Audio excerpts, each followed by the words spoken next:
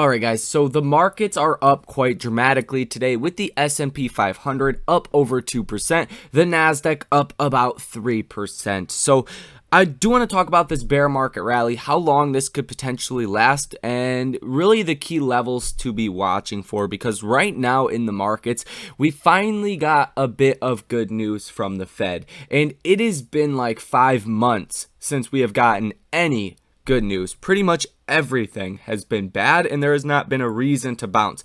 Now we have a reason to pounce. How high are we going to go? How long will it last? And how potentially are you going to make the most amount of money? That's the most important thing. And then we will get into the key information you guys need to know about our favorite stock. So hit the like button, subscribe to the channel, source comments, questions, or concerns down below in the comment section. Get your free stocks with Webull, Moomoo, and Public down below in the description of this video. But without any further ado, let's talk about it. Ladies and gentlemen, we finally got good news. Like I said, that was from the Fed, essentially saying, hey, we're going to raise rates super aggressive. We're going to go past the neutral rate at about 2.5%, likely meaning they're going to go to 3 or 3.5% by roughly September, and then they're going to reassess policy.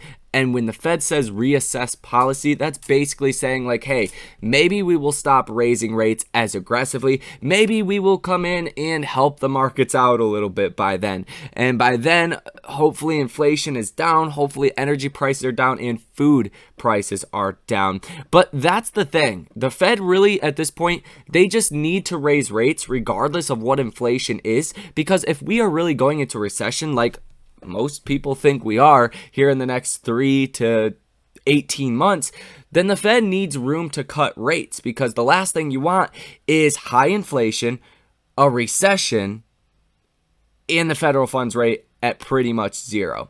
That's the last thing you want, because there's no way the Fed can actually step in and accommodate the market. So we've been talking about this for a while here on the channel, and the fact that the Fed kind of gave us an indication of when they could potentially stop raising rates is really good for long duration assets. If you guys don't know by now, long duration means you're buying a stock because you hope it'll be bigger in the future, right? Coca-Cola, something like that, is not long duration. You're not hoping the thing's going to be bigger in the future. It probably will be a little bit, but you're getting paid out the dividend, right? Now, if you're buying an AMC, a SOFI, a DraftKings, and a Firm, a Lucid, things like that, you want those companies to be much bigger in the future. And usually you end up paying a higher multiple for those kind of stocks. And when the Fed is raising rates, the economic outlook looks bad. The multiples for those stocks and what investors are willing to pay goes down. And that's exactly what we have seen, with the Nasdaq falling as much as 31% year to date.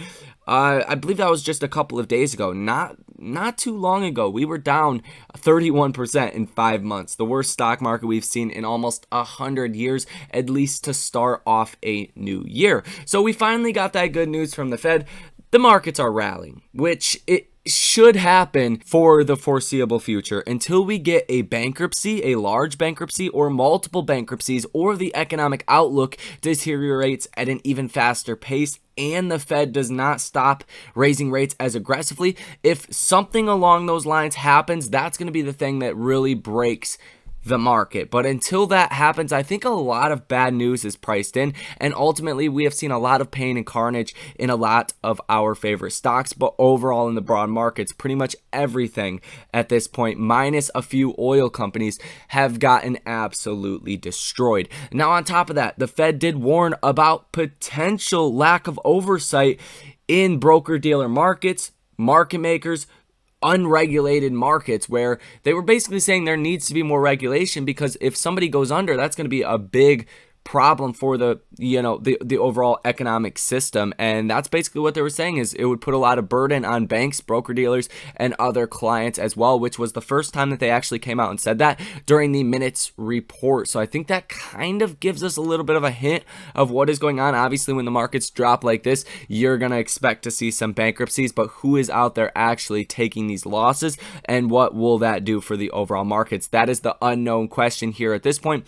Obviously, China, Russia, those are going to be big issues as well. If things come up, China lockdowns extend, or the war in Ukraine just continues to last forever, and food and energy prices don't go down, you're in for a very deep recession. The longer oil stays up, the longer food prices stay up, and the Fed can't do anything about it.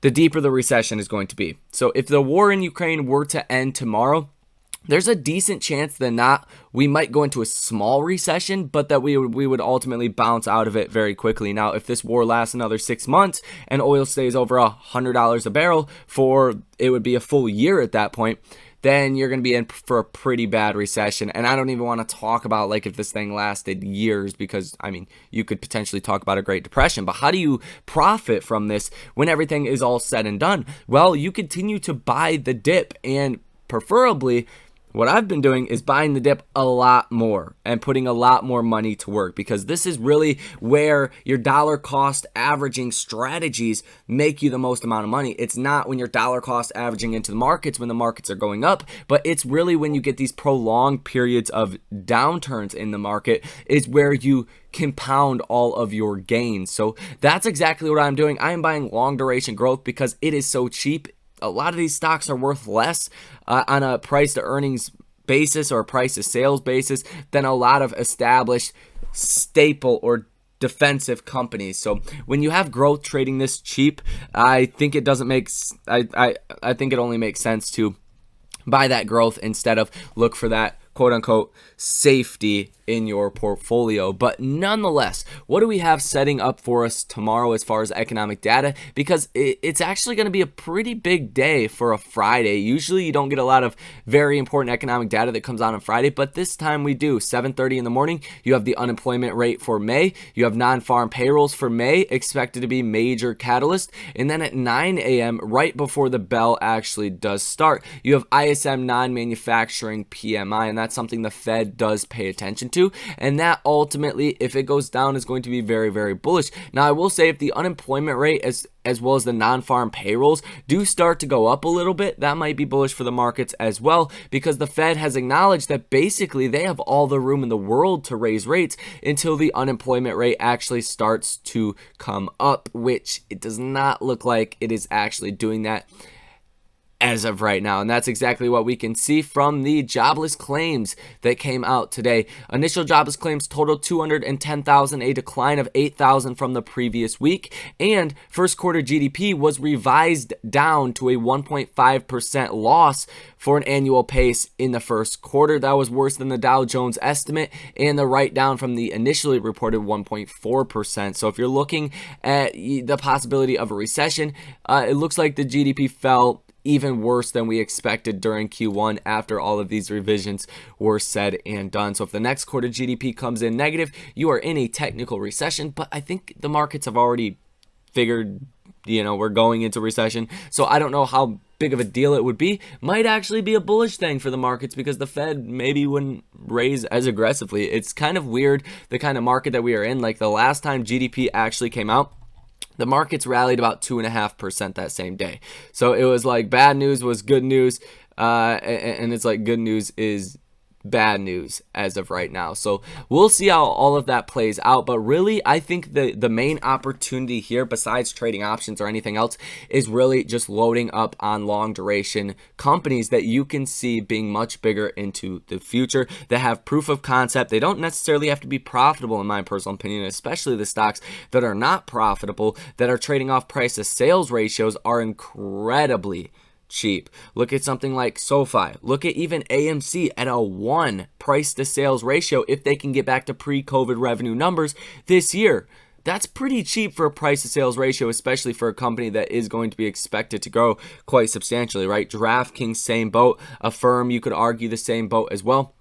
So I'm very bullish about the overall long-term trade, call it trade or investing journey we have ahead of us for the next 5 or 10 years here in the markets, but it's going to be very volatile for an extended period of time. All right, guys, now let's talk about SOFI stock, because SOFI is significantly off of its lows, up about 1% right now as the markets are starting to fall just a little bit into the close. Nothing too dramatic here, but SOFI stock has seen an incredible rally over the last couple of days, and it's really close to its resistance levels, which is the 50-day moving average, and that is currently sitting at $7.61 per share. If we continue to see this ramp up in the markets, especially in long-term, long-duration growth, SOFI is going to do very, very well. And if we do go ahead and actually pull up the 13F filings, as you guys already do know, you've seen a lot of institutional buys for SOFI stock. I mean, hedge funds,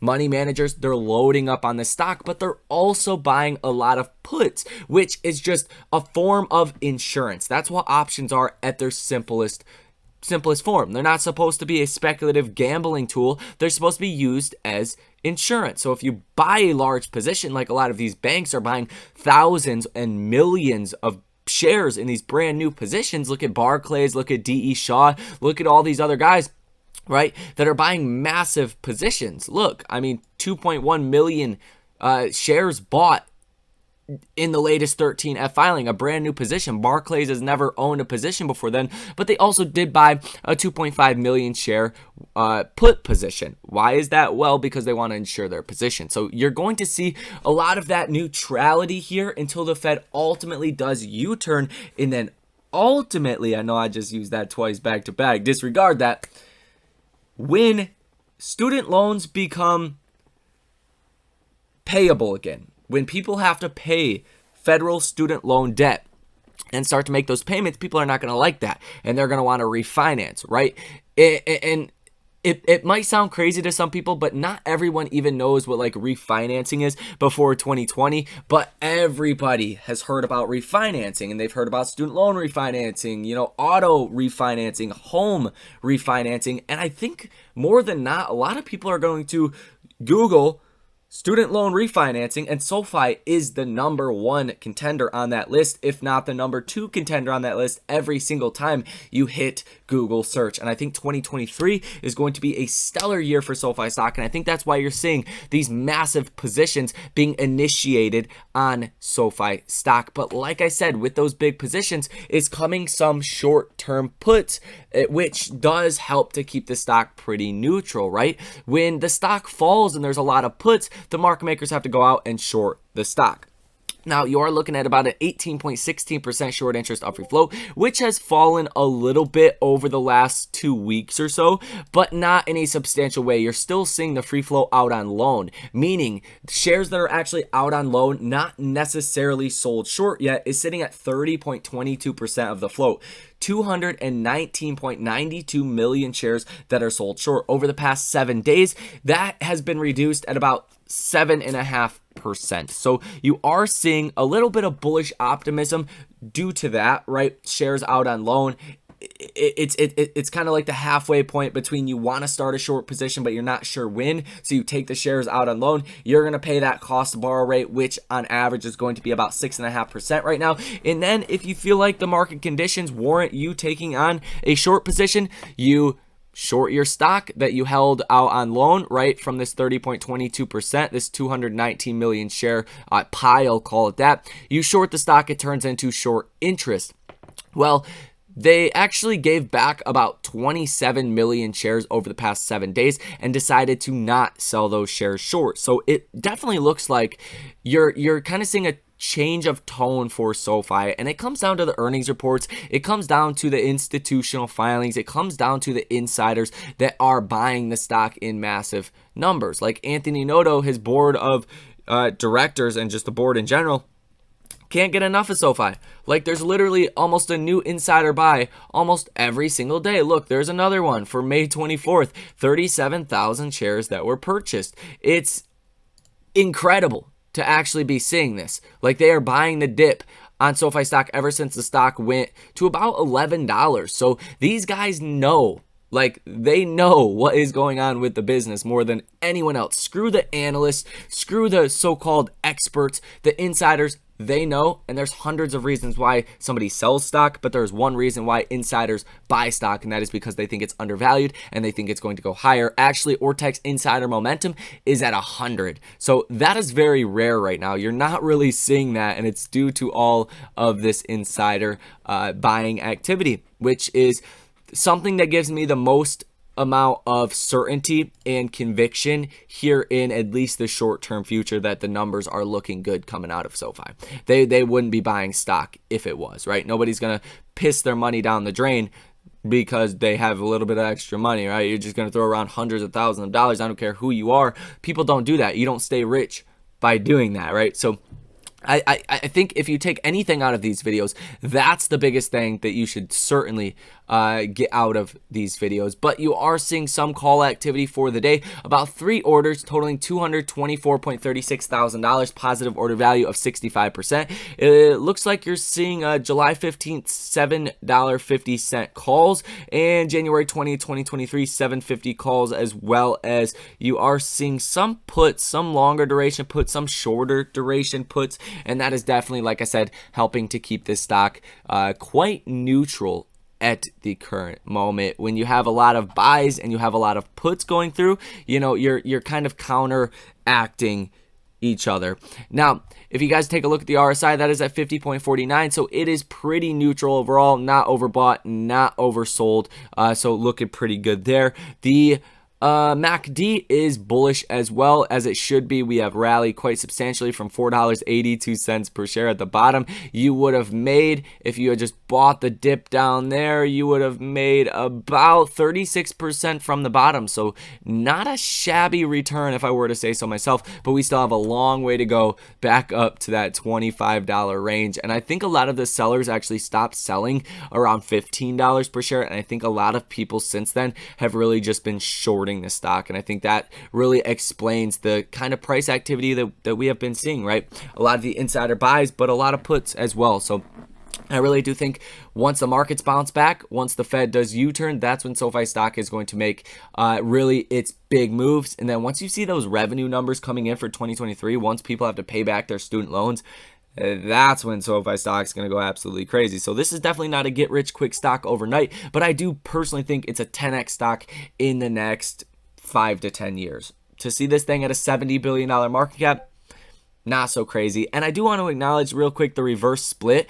The fact that insiders are buying the stock in such a dramatic way right now, it really does lead me to believe that there's really no reason to panic about a reverse split. Sure, they might not be good for stocks. A lot of the time it's to keep stocks listed on the open market. They end up going lower, so on and so forth, but it does not fundamentally change the structure of the business. It only changes the amount of shares that are outstanding, and it will allow SoFi stock to move around more. So it could be a good thing, could be a bad thing, but I think given the evidence that we are seeing the institutional ownership increasing in very dramatic numbers, as well as the insiders, you probably have nothing to worry about. And in the grand scope of things, I think there's absolutely nothing to worry about as far as a reverse split is concerned with SoFi stock. So that is going to be all for this video. Hit the like button, subscribe to the channel if you guys learned anything. Thank you guys for tuning in. If you guys want to support the channel, get access to the trades that I make, the stocks that I buy when I buy them, link down below in the pinned comment for the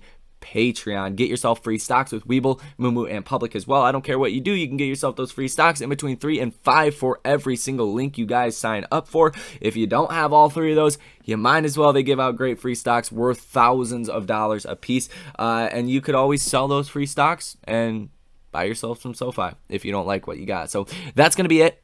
Thank you guys. Enjoy the rest of your night, and I will see you in the next one.